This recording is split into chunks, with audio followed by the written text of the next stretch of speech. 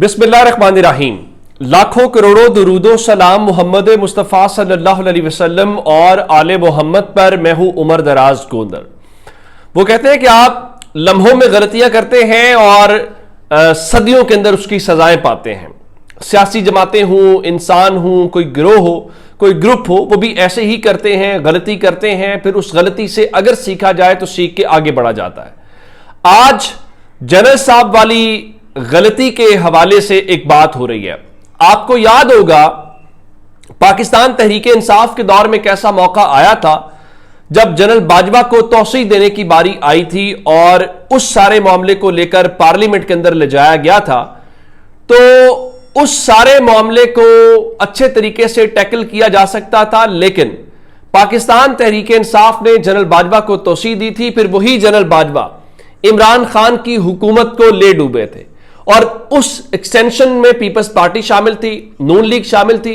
मरियम नवाज कहा करती थी मैं एक्सटेंशन वाले गुनाह में शामिल नहीं थी, लेकिन फिर उनके अपने लोगों ने साबित किया कि असल में वो जो एक्सटेंशन का वोट दिया था वहीं से नून लीग की डील बनी थी एस्टैब्लिशमेंट के साथ, ये जनरल बाजवा के साथ। चूंकि उन्होंने कहा था कि हम आपको गैर मशरूत तौर पर वोट देने के लिए तैयार हैं, तो जब आपको गैर मशरूत तौर पर कोई 3 साल की नौकरी दे रहा हो तो उसके बदले में आप भी कुछ करते हैं।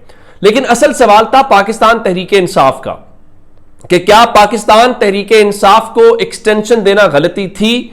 आज उस मामले पर पाकिस्तान तहरीक इंसाफ ने बाज़ाब्ता तौर पर कौम से माफी मांग ली है और उनके मुताबिक वो एक तारीखी गलती थी और उसके साथ वो कह रहे हैं कि हम आइंदा भी किसी एक्सटेंशन वाले गुनाह के अंदर शामिल नहीं होंगे। आज इस्लामाबाद के अंदर एक प्रेस कॉन्फ्रेंस थी और यह प्रेस कॉन्फ्रेंस तहरीके तहफ़्फ़ुज़े आईने पाकिस्तान के तहत थी, जिसमें असद कैसर साहब, अचकज़ई साहब, अल्लामा राजा नासिर अब्बास साहब और दीगर लोग उसमें शामिल थे।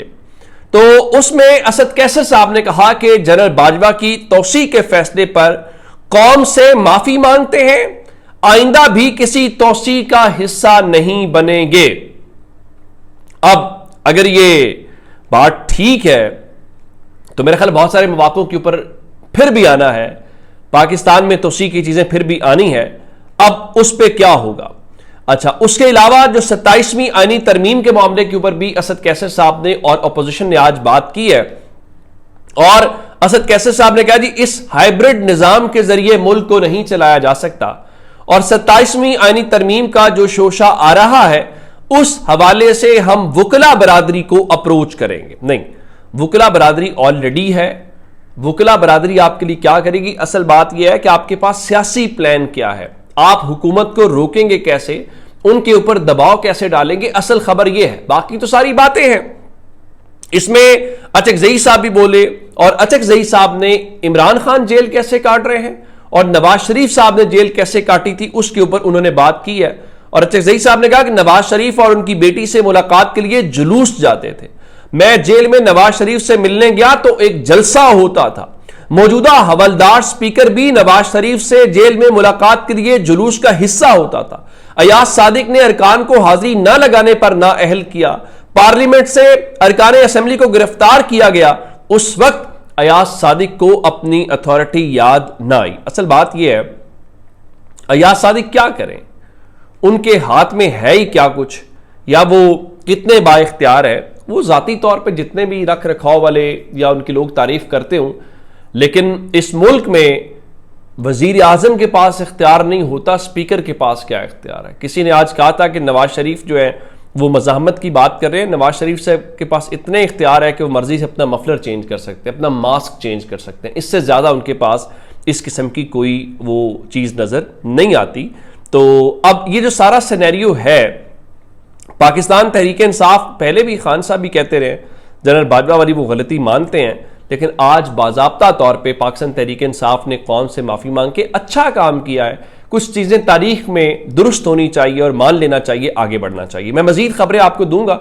एक ज़ाती दरख्वास्त ये है कि मेरा जो व्हाट्सएप चैनल है उसको ज़रूर फॉलो कर लें। मैं कमेंट्स के अंदर लिंक जो है टॉप पे जाएंगे तो पिन एक कमेंट किया हुआ आपको नज़र आएगा। तो उससे करके आप मेरे व्हाट्सएप चैनल के साथ भी कनेक्ट हो जाएंगे ताकि किसी किस्म की रुकावट ना बने आप तक चीज़ें और वीडियोस पहुंचने के हवाले से, और आइंदा भी जो अपडेट्स इससे हट के भी हैं वो आप तक आपको मिलती रहनी चाहिए।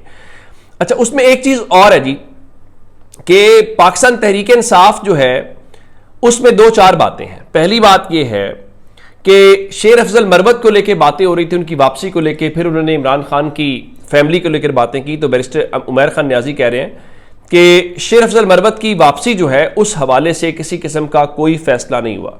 मेरा ख्याल है तहरीक इंसाफ फैसला कर भी लेना तो शेर अफजल मरवत साहब खुद अपने लिए काफ़ी हैं, इल्ला माशाल्लाह उनको किसी दुश्मन की ज़रूरत नहीं है और वो खुद से ये काम कर सकते हैं, बाकी सब छोड़ देते हैं कि कौन क्या करता है। आगे चलते हैं जनाब। एक चीज़ और है, और मैंने कल आपको खबर दी थी कि इमरान खान साहब को शाह महमूद कुरैशी साहब ने दरख्वास्त की है कि 9 मई के फैसले अपनी जगह के ऊपर हैं, मैदान को खाली ना छोड़ा जाए, इलेक्शन लड़ा जाए। और मेरी ज़ाती राय भी यही है कि आपको मैदान क्यों खुला छोड़ रहे हैं, अपने कारकुनों को मोबिलाइज होने दें। जब गिरफ्तार होने वालों को मसला नहीं है तो फिर मेरे ख्याल आप इस चीज़ को जो है वो ना करें और बिस्मिल्लाह करें, सियासी मैदान में जाएं, सियासत के फैसले वहाँ पे होते हैं, चीज़ें होती हैं। अली मोहम्मद खान ये कह रहे थे कि पार्लिमानी पार्टी में भी अक्सर लोगों ने कहा कि हमें ज़िमनी इलेक्शन लड़ने दिया जाए। मेरा ख्याल है खान साहब को ब्रीफ किया जाए। असद कैसर साहब भी कह रहे थे, बैरिस्टर गौहर भी, बाकी भी। खान साहब को जब आप पूरी पिक्चर उनके सामने रखेंगे तो वो यकीनी तौर पर उस फैसले को रिव्यू भी करेंगे। और तहरीक इंसाफ को सियासी मैदान नहीं छोड़ना चाहिए।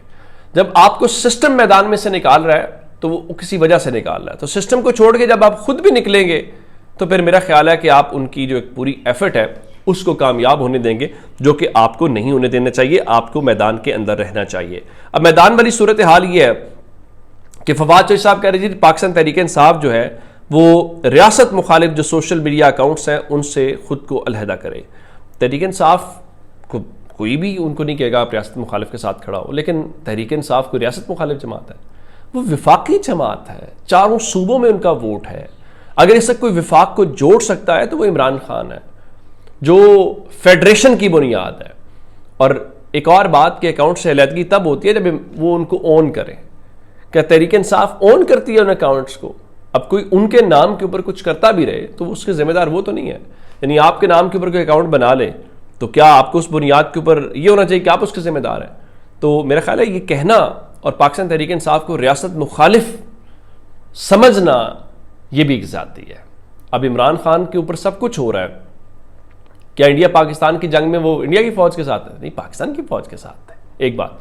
और इमरान खान तो खुल के कहते हैं कि ये मुल्क भी मेरा है, ये फौज भी मेरी है। तो मेरा ख्याल है उनके ऊपर ये चीज़ नहीं होनी चाहिए। अच्छा जी, एक आपको इंफॉर्मेशन और देनी है, चूँकि 27वें यानी तरमीम की पहले बात हुई, 26वें यानी तरमीम हुई तो कहा गया जी केसेस की पेंडेंसी बहुत ज़्यादा है, तो ज़ेर इल्तवा केसेस को निपटाने के लिए नए जजेस आने चाहिए। अच्छा जी, बिल्कुल ठीक है। इस वक्त सुप्रीम कोर्ट में 24 जजेस काम कर रहे हैं।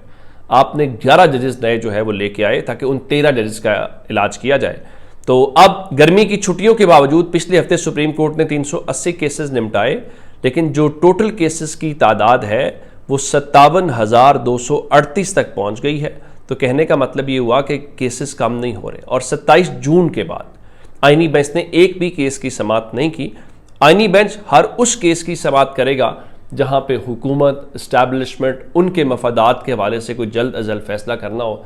फौजी अदालतों का केस देख लें, मखसूस नशिस्तों का केस देख लें, जजेस की अपॉइंटमेंट का केस देख लें, उस पर कोई डिले नहीं हुआ और जजेस उस हवाले से बड़ा इफेक्टिवली काम करते हैं। और गालिबन आईनी बेंच का मकसद भी यही था और मेरा ख्याल है वो मकसद पूरा भी हो रहा है। अपना बहुत सारा ख्याल रखिएगा। खुदा हाफिज़।